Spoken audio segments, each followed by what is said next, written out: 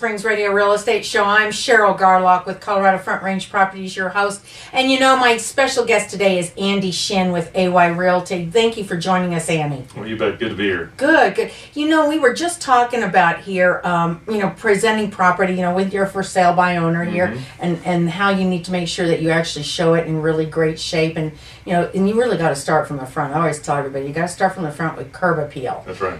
Don't leave anything to people's imagination, because basically they don't have any. Isn't that the truth? When I go and I show properties, I have to always tell people, imagine this. I have to draw a picture for them so they can visually see it. That's a big part of selling. Now, you can't really do that if you're a buy owner. It's hard, and you may not know what to do. You're not an expert. What do you have to do to make that get that appeal? Oh, and more importantly, you have no idea what that person thinks is cool and what isn't. So and this deal is the same thing as if you're trying to rent the property yourself. You have the same problems. Yeah. Absolutely. And I'll tell you what happens on the rental side is folks will sometimes put a lot of money into a house. Maybe they didn't need to put into it because rent ready's a different story than sale ready. So somebody buying a house, for example, they're thinking about not just the practicality of the house, they're thinking about future resale value. Absolutely. And that sort of thing. A renter's not thinking about that. The renter is completely focused on practicality. Yeah. Does this have the bedrooms I need? Is the carpet nice enough? Is the kitchen counters what I need? Does it have enough cabinet space? So there's things you can do to get your home renter ready, but you're not going to know what those things are if you don't talk to a professional, because you probably don't have to spend as much as you think you do to get the home renter ready. But you mentioned something too, that curb appeal, walking up and showing a house, especially this time of year, and you're flushing through snow to get up to the front door.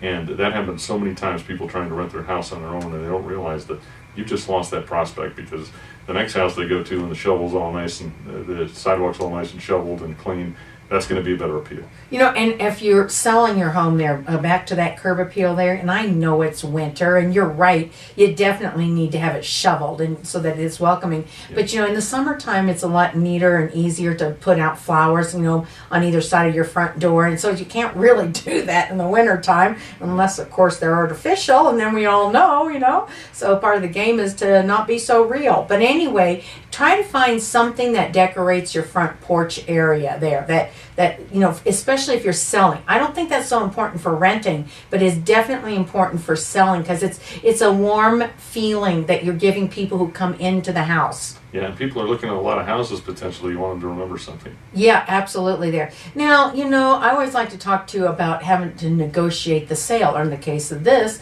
also negotiating the rent there. Either way you cut it, whether you're trying to sell your place yourself or you're trying to rent your place yourself, the art of negotiation is just that, art.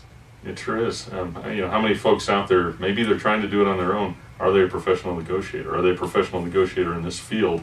How much money might that cost them if they're not? And one of the things people really don't take into account very much, but I do, and that is body language. And if you're the principal, meaning you're the seller of the property, and or the owner of the property, and you're looking to sell it or to rent it yourself, you're just so excited. Somebody's really hot to trot and interested in your place there, and how do I capture them now and everything else there. And so, but your body language gives away a lot of information that really you don't want to. So if you can keep yourself more obscure, and of course the best way to be obscure is to let a third party do it. Professional. That's right. Don't you think, Andy? Absolutely. So let's talk really quickly, too, about how do you document the condition of the home and reduce the risk to the damage of the home? Because to me, that's a big deal. Yeah, it is. And a lot of people are on the fence about renting because of this one issue. What's going to happen to my home when I rent the home? So how do you document the condition? There's a couple of things you want to do. And I won't talk a lot about front-end screening, but that's number one. You want to get the right person in the house. But once you've got them in and you're at the house, you want to do some real documentation on the home. I like to do a video walkthrough of the house. And this isn't just pictures. This is talking through the video. Hey, I'm in the kitchen. I'm looking at the vinyl floors. Here's the video showing them. There's no nicks in the vinyl floors. The counters look great. A documentation record. Exactly, because now not only do you have the video, you've got that sort of talking documentation record that you can go back to a year or 2 years later and say, no, it wasn't like this before. The other thing I talk about too, though, is always have a written checklist that the tenant signs and says, yes, I'm signing here to acknowledge this is the condition I got this house in. Yeah, I think that's great. Now let's talk about finding a property management company, because there are a lot of different ones that are around and that sort of thing there. But there are some key elements. As a homeowner myself and a landlord, looking for a property management company, I'm really particular about my properties, and you should be too, because these are investment properties, and the only way you really make real good money on them is if somebody takes care of them. So what about finding that property manager? What are some key things people should be looking at? I'd ask you a couple of questions. So first of all, how is the property going to be inspected? And that means in terms of external inspections, checking the lawn, checking HOA compliance, and then internal inspections. How often is somebody going to be inside the house to take a look at it? And then pricing, the industry varies greatly in terms of what kind of extra pricing you might have besides just a percentage rate. So find out exactly what it is you're paying for and what the overall cost might be, not just the percentage, because by the time you tack on some other things, it might be more than you thought it was going to be. Absolutely there.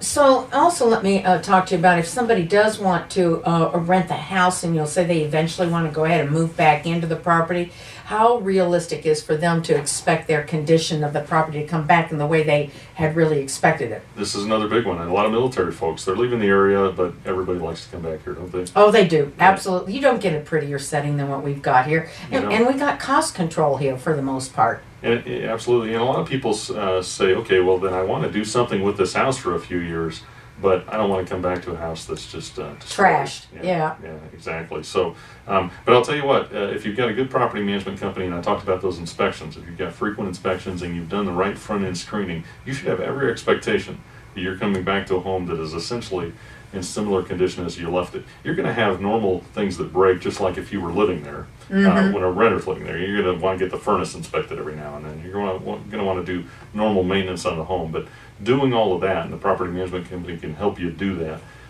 you should be able to come back to a home that's in essentially a similar condition as the way you left it. Well, I got to tell you, I know that firsthand, you guys, and especially when you have a nice home, an expensive home, it's not easy to go back in there and recarpet 4,000 square feet of home. Let me tell you that. If you're doing that between every renter, can you imagine the kind of expense? And I've seen people who do that. That's what they end up with. You've got to have somebody helping you out to make sure that you're maintaining the condition. And what you really got to do in this kind of a situation is you kind of got to set the rules. The expectations there. Hey, we've got a lot more to share with you on the Springs Radio Real Estate Show, but I want to tell you right now, if you're looking for a home to buy or rent, you go to ColoradoSpringsBestHomes.com, click on the Search Homes tab right there, and you'll find everything you need to know about all the homes that are available in Colorado Springs and beyond. Hey, stay tuned. We got Property Showcase coming right up. I've got some great things to share with you. Be right back.